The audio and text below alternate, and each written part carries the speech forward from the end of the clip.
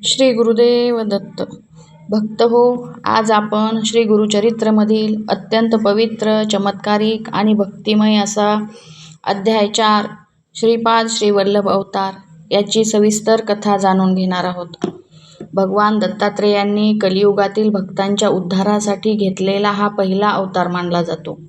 ही कथा केवळ एक चमत्कार कथा नाही, तर भक्ती, श्रद्धा, अतिथी सेवा आणि ईश्वर कृपा यांचा अद्भुत संगम आहे. तर चला भक्तिभावाने या पवित्र कथेला सुरुवात करूया. पूर्वी आंध्र प्रदेशात पिठापूर नावाची एक अत्यंत पवित्र नगरी होती. त्या नगरीमध्ये वेदांचा अभ्यास, यज्ञयाग, धर्मकार्य, देवभक्ती यांचे वातावरण नेहमी भरून राहिलेले असे. त्या गावात एक विद्वान आणि सात्विक ब्राह्मण राहत होते. त्यांचे नाव होते अप्पलराज शर्मा आणि त्यांच्या धर्मपत्नीचे नाव होते सुमती माता. दोघेही अत्यंत धार्मिक, दयाळू आणि दत्तभक्त होते.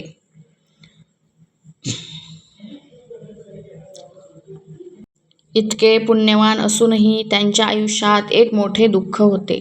त्यांना होणारी मुले काही जन्मताच मृत होत, काही अपंग जन्मत, काही अल्पायुषी ठरत. त्यामुळे त्या दाम्पत्याचे मन खूप दुःखी होते. विशेषतः सुमती माता नेहमी देवासमोर रडत प्रार्थना करत असत. हे दत्तप्रभू, आमच्यावर कृपा करा, आमच्या घरात आनंद येऊ द्या. त्यांच्या डोळ्यातून सतत अश्रू वाहत असत. एकदा अमावास्येचा दिवस होता. त्या दिवशी अप्पलराज श्राद्ध कर्मासाठी बाहेर गेले होते. घरात सुमती माता एकट्याच होत्या. दुपारची वेळ झाली होती. अचानक घराबाहेरून एक गंभीर आणि तेजस्वी आवाज ऐकू आला. भिक्षान देही. सुमती मातांनी दार उघडले. दारात एक दिव्य तेजाने उजळलेला संन्यासी उभा होता. त्याच्या चेहऱ्यावर अद्भुत तेज, डोळ्यात करुणा, शरीरावर भगवी वस्त्रे, हातात कमंडलू. त्यांना पाहताच सुमती मातांच्या मनात अपार भक्तिभाव निर्माण झाला. पण त्या दिवशी श्राद्ध असल्यामुळे ब्राह्मणांना भोजन दिल्याशिवाय इतरांना अन्न देणे नियमाच्या विरुद्ध होते. क्षणभर सुमती माता विचारात पडल्या.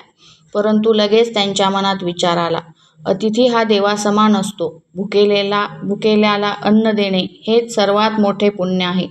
आणि त्यांनी अत्यंत श्रद्धेने त्या संन्याशाला भोजन दिले. संन्याशाने प्रेमाने भोजन स्वीकारले. त्यांच्या चेहऱ्यावर समाधान दिसू लागले. क्षणात घरामध्ये दिव्य प्रकाश पसरला. संपूर्ण वातावरण सुगंधाने भरून गेले. सुमती माता आश्चर्यचकित झाल्या. तेवढ्यात त्या संन्याशाचे रूप बदलू लागले आणि तेथे साक्षात भगवान दत्तात्रेय प्रकट झाले. 3 मुख, 6 हात, दिव्य तेज आणि चेहऱ्यावर अपार करुणा. संपूर्ण घर तेजाने उजळून गेले. सुमती माता थरथर कापू लागल्या. त्यांच्या डोळ्यातून आनंदाश्रू वाहू लागले. त्या दत्तप्रभूंच्या चरणी नतमस्तक झाल्या.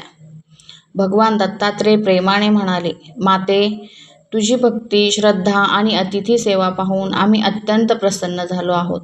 तुला आमच्यासारखा दिव्य पुत्र प्राप्त होईल. हे ऐकताच सुमती मातांचा आनंद गगनात मावेनासा झाला. त्यांनी पुन्हा पुन्हा दत्तप्रभूंचे चरण धरले. काही दिवसांनी भाद्रपद महिन्यातील अत्यंत शुभ दिवशी सुमती मातेला एक तेजस्वी पुत्र झाला. त्यावेळी घरात दिव्य सुगंध पसरला. मंगलवाद्यांचे स्वर ऐकू आले. देवतांनी पुष्पवृष्टी केली. गावातील सर्व लोक आश्चर्यचकित झाले. त्या बालकाचे नाव ठेवण्यात आले श्रीपाद श्रीवल्लभ. श्रीपाद लहानपणापासूनच विलक्षण होते. त्यांना वेदांचे ज्ञान, संस्कृत भाषा, योगविद्या, शास्त्रांचे आकलन जन्मतःच प्राप्त होते. लहान वयातच ते विद्वान पंडितांना प्रश्न विचारत आणि त्यांच्या प्रश्नांची उत्तरे ऐकून सर्वजण थक्क होत. श्रीपादांचे 2 भाऊ अपंग होते. एक चालू शकत नव्हता, दुसरा पाहू शकत नव्हता. आई वडील त्यांच्यामुळे खूप दुःखी असत. एकदा श्रीपादाने प्रेमाने आपल्या भावांच्या डोक्यावर हात ठेवला. क्षणात चमत्कार झाला. आंधळ्या भावाला दिसू लागले. लंगडा भाऊ चालू लागला. संपूर्ण घर आनंदाने भरून गेले. गावातील लोक श्रीपादांना साक्षात दत्त अवतार मानू लागले. काळ पुढे सरकत होता. श्रीपाद वयाने मोठे झाले. एक दिवस त्यांनी आपल्या आई वडिलांना सांगितले, माझा जन्म लोकांच्या उद्धारासाठी झाला आहे. मला तीर्थयात्रेला जावे लागेल. हे ऐकताच सुमती माता रडू लागल्या. सुमती माता म्हणाल्या, बाळा, तू गेलास तर आम्ही कसे जगू? त्यांचे डोळे अश्रूंनी भरले. तेव्हा श्रीपाद प्रेमाने म्हणाले, आई, मी सदैव तुमच्यासोबत असेन. जो भक्त श्रद्धेने माझे नामस्मरण करेल त्याच्या सर्व संकटांचे निवारण होईल. श्रीपादांनी आपल्या आई-वडिलांना आशीर्वाद दिला आणि लोककल्याणासाठी ते घरातून बाहेर पडले. त्यांच्या जाण्याने संपूर्ण गाव भावूक झाले. लोकांच्या डोळ्यात अश्रू होते. अध्यायाचा संदेश. या दिव्य कथेतून आपल्याला काय शिकायला मिळते? अतिथी सेवा म्हणजे ईश्वर सेवा. खरी भक्ती कधीही वाया जात नाही. श्रद्धा आणि विश्वासाने देव प्रसन्न होतात. दत्तप्रभू भक्तांचे संकट दूर करतात. नामस्मरणात प्रचंड शक्ती असते. भक्त हो, ही होती गुरुचरित्र अध्याय 4 मधील श्रीपाद श्रीवल्लभ अवताराची दिव्य कथा.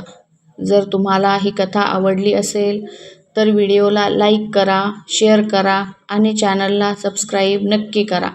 आणि कमेंटमध्ये लिहा, दिगंबरा दिगंबरा श्रीपाद वल्लभ दिगंबरा. दिगंबरा दिगंबरा श्रीपाद वल्लभ दिगंबरा. दिगंबरा दिगंबरा श्रीपाद वल्लभ दिगंबरा. दिगंबरा दिगंबरा श्रीपाद वल्लभ दिगंबरा. दिगंबरा दिगंबरा श्रीपाद वल्लभ दिगंबरा. दिगंबरा दिगंबरा श्रीपाद वल्लभ दिगंबरा.